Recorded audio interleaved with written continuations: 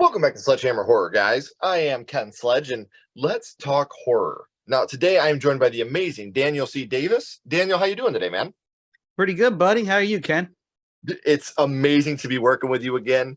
Um, if you guys haven't checked it out, I was able to work with him and Ethan.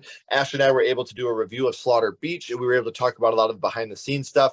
If you didn't get to check that episode out, I do have the links down in the description, so make sure you're checking it out. So that way you can see some of the things we're going to be talking about here. But before we talk about the exact reason why you're here, Daniel, I would like to talk about, some of the things that make you you. So the people that don't know you can get to know you a little bit. You are a Delaware-born filmmaker and actor. You began your passion for filmmaking in high school, making low-budget comedy shorts, and doing it on a VHS camcorder, the way all of us did. Get hurting those shoulders a little bit. So, now, when you were in high school, were you just doing comedies, or did you try a little bit of horror here and there?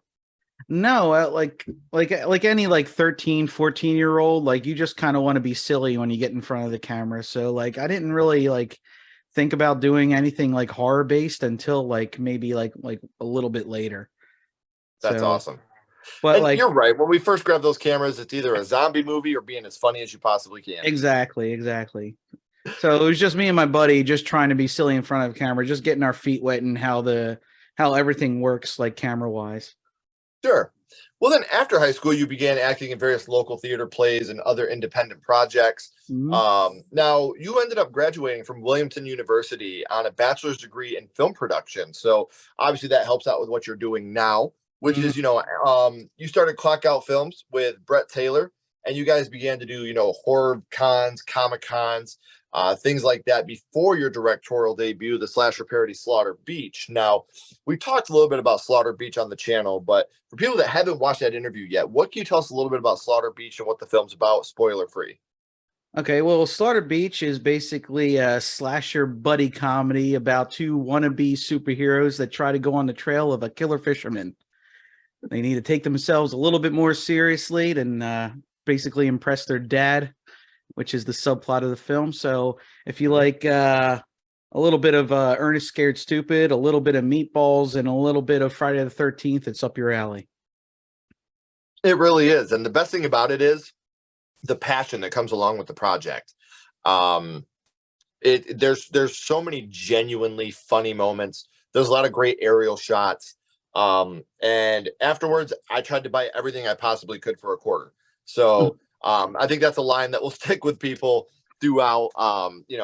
It really is like just one of those Bill and Ted meets Nightmare on Elm Street, and with a little bit of Yeah, Jaws and that's mixed in pretty there. much what I was going for, was like that 80s slacker comedy mixed with the 80s slasher. I mean, I never saw that hybrid done before, so like why not try it like myself, you know? And you can watch the movie and see that you guys just had an amazing time. You can tell you guys had a lot of fun, and that doesn't get lost on people. We Mm-mm. all love indie horror. We love low budget horror. And before, again, one last thing I want to talk about. There are some dynamite kills in Slaughter Beach. So if anything else, check it out for the kills, because I promise Oh you, yeah. you're gonna get Props to hooked. Izzy for those gore effects. Yeah, Like you're gonna when get I hooked right oh away when you watch these roll. kills. So we know Slaughter Beach. We know that you've been doing that. We know about Clock Out Films, but do you have anything coming up in the future that you can tell us about? Yeah, well, my buddy Jim, who plays Fishman Sam, he's working on a short called Yesteryears. I don't think I brought this up in the last interview because conversation goes in different directions. Right. But Jim Fishman Sam, he's a filmmaker himself, so he has a couple films you can check out. Like I said, he's working on a film called Yesteryears. He has his own dark Spawn in Batman '89 inspired superhero film called X Night Goes to Warpel. That's something you can check on. It's on Tubi right now. You can just look up X Night on Tubi and you can find it right there. And then another short we're working on, which is going to be in part of a anthology movie, is called Ultimate Terror, and we're working on a short called The Fiddler for that.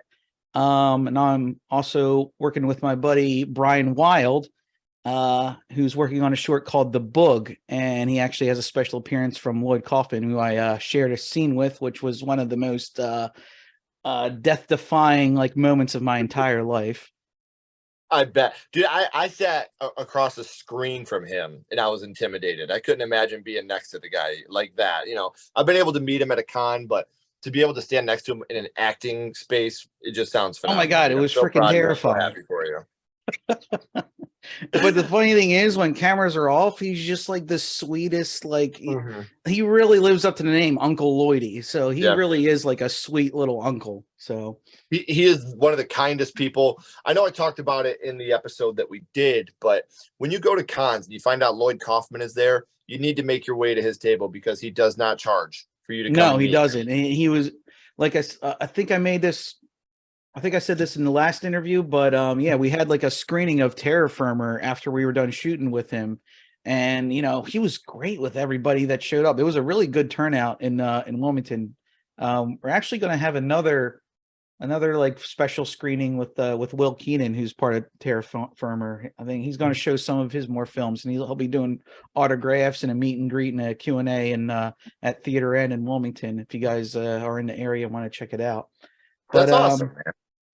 But yeah, no, when he was doing like the Q&A and the meet and greet, he was just the most wonderful person with everybody, and I was so happy to see like it was such a good turnout, and he was so great with the fans, and he's really somebody to look up to when you're like just like a filmmaker like me.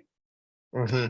And he's one of those guys that he's been the same guy for the last 40 years. Like when it comes to the industry, when it comes to the business, he's not going to charge you for an autograph. He's going to shake your hand. He's going to give you a hug. But when it comes to like working on sets, he is extremely cautious. He's extremely safety first.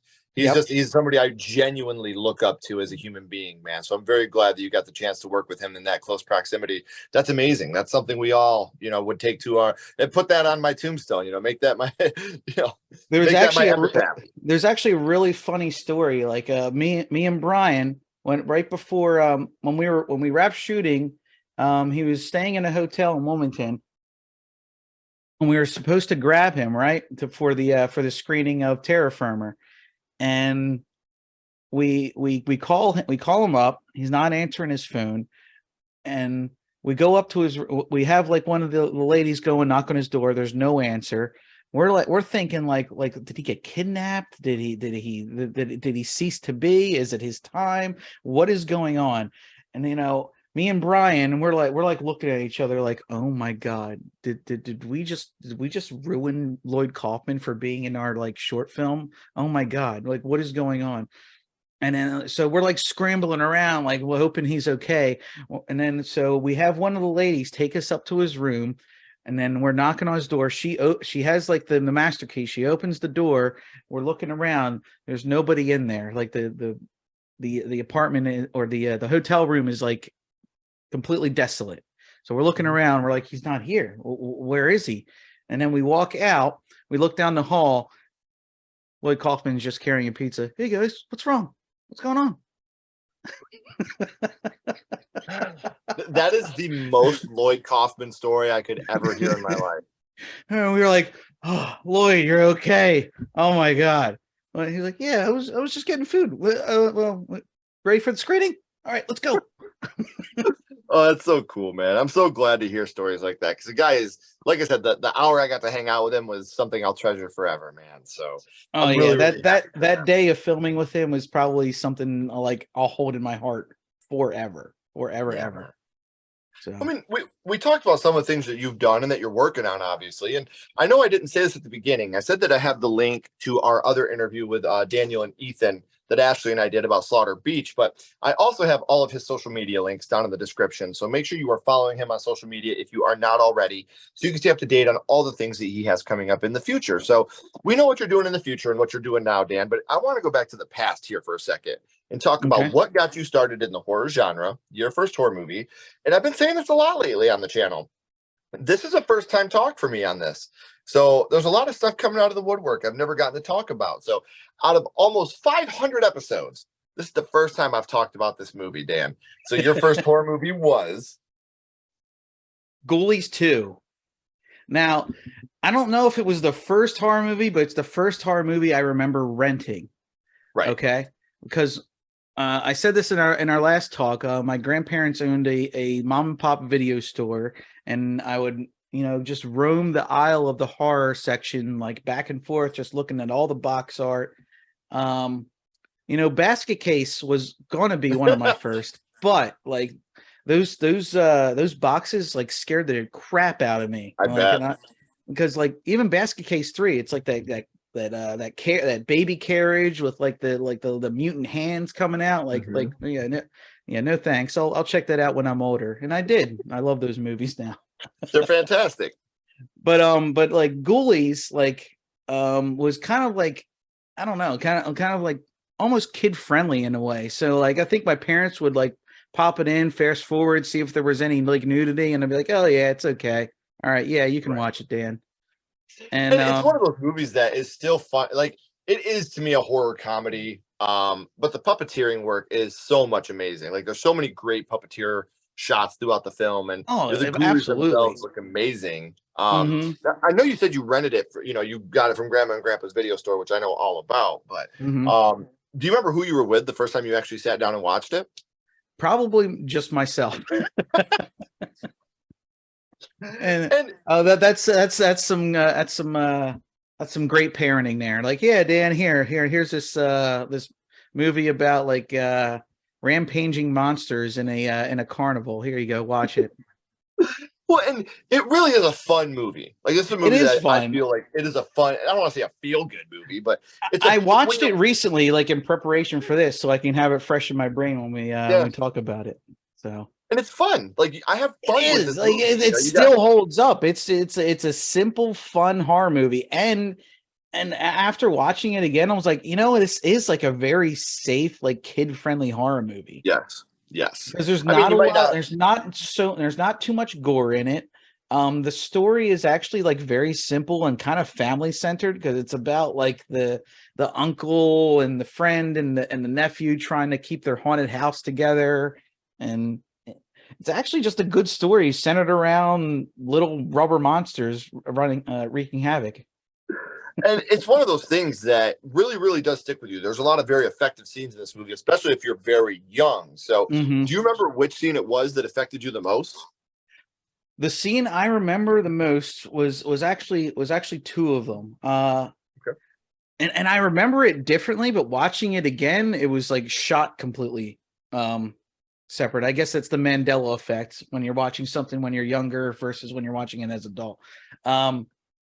And it's the scene where there's the Dunka clown, and the guy is like throwing the balls at the tank target, and the clown goes into the water, and then the clown's kind of like struggling in the water. There's bubbles going, and then the blood starts like spreading around in the pool, and then the clown comes out with his arm missing, and then like the ghoulie pops out like and then goes back into the water.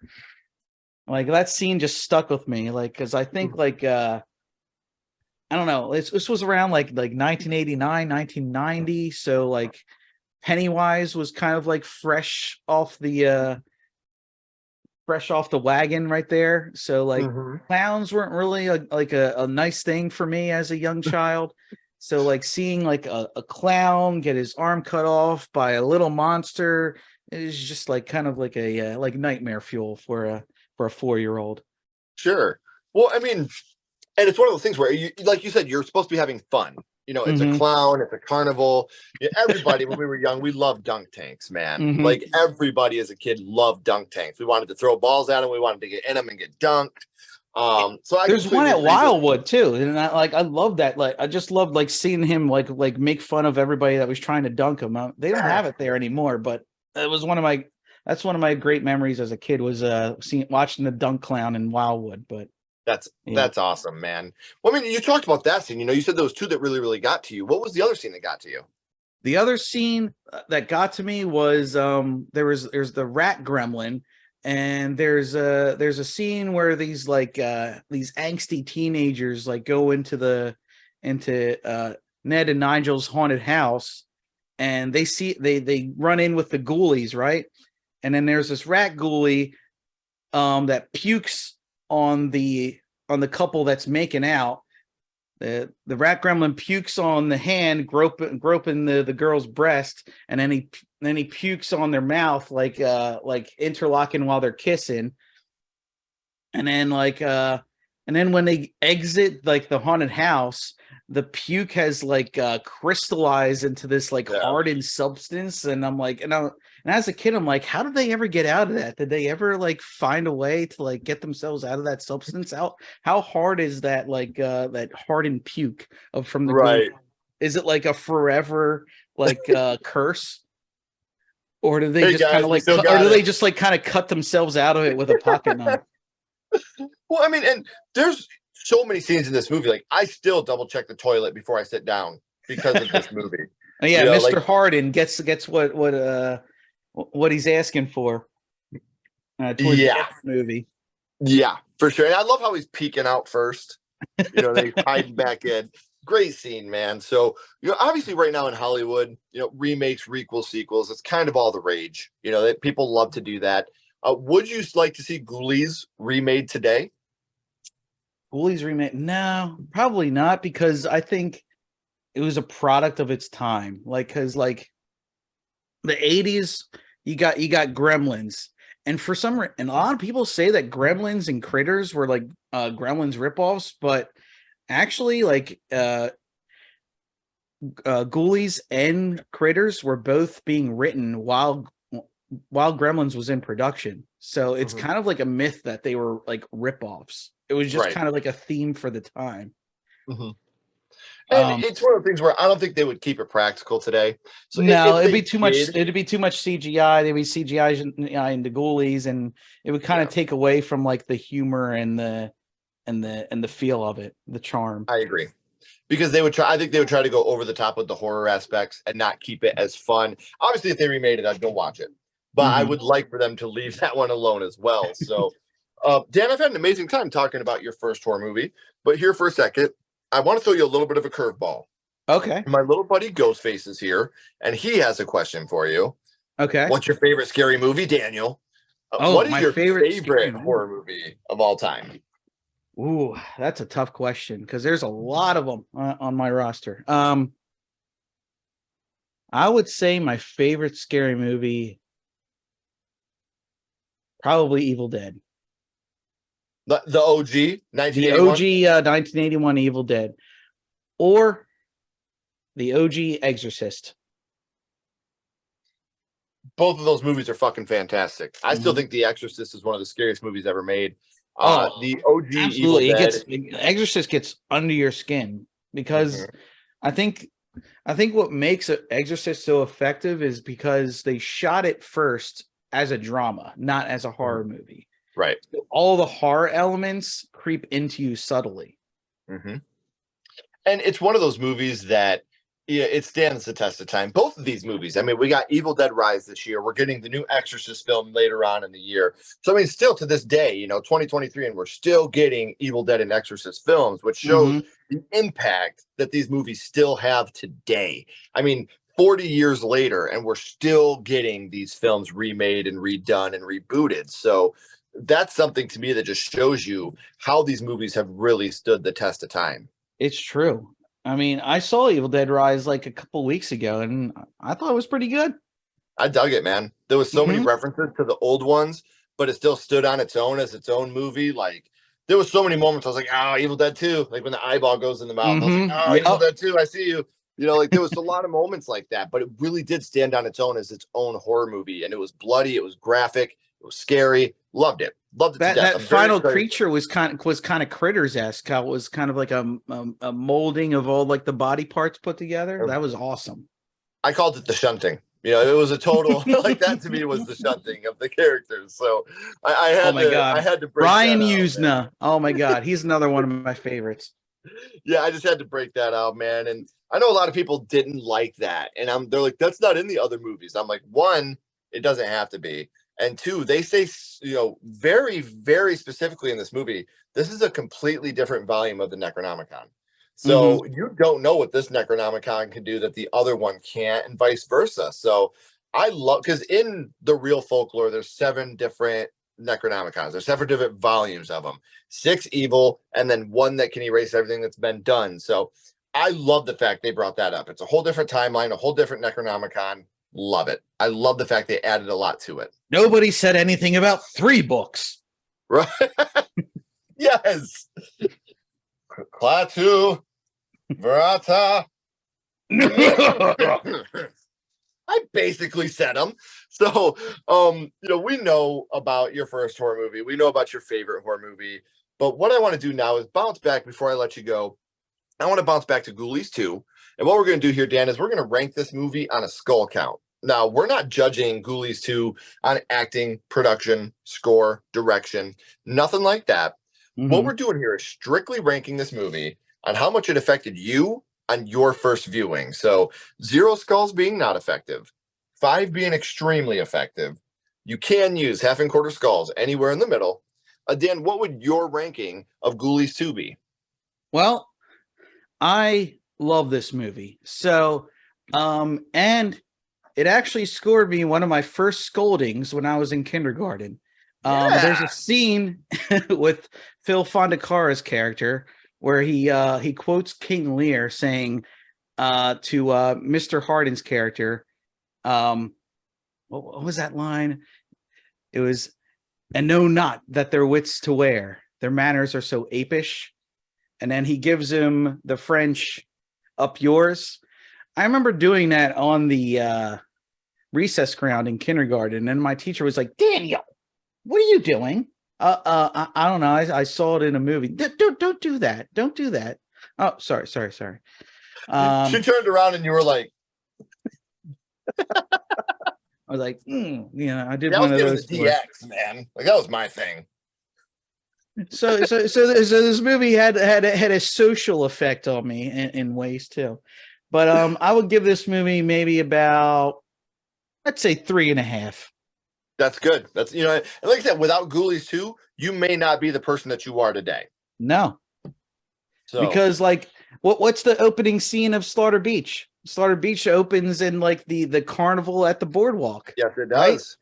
So it's its own carnival scene, and then a couple goes to make out, and then the rest is history from there. So I know I said at the beginning, guys, but we're at the end of the 3rd act. The credits are about to roll and the curtain's about to drop. But before that happens, make sure you're following Daniel on all his social media links. Those are down in the description. And make sure you check out Slaughter Beach. I promise you won't regret it. Go into this movie looking for a very fun-filled time with a lot of humor, and you are going to have a great time. And you're never going to look at canned seafood the same again. So remember that as well. So Daniel, please don't go anywhere. I got a couple more questions for you.